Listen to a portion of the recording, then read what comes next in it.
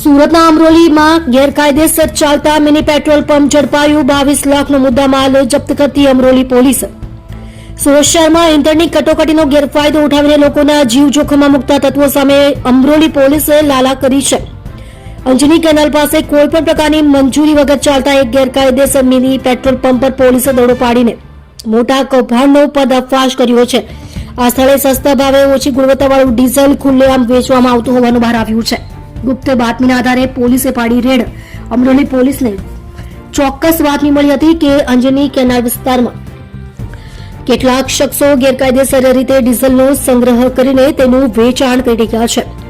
આ બાતમીના આધારે પોલીસે ઓચિંતો દરોડો પાડતા ત્યાં મિની પેટ્રોલ પંપ જેવી વ્યવસ્થા ઊભી કરવામાં આવી હોવાનું જોઈ પોલીસ પણ ચોંકી ઉઠી હતી।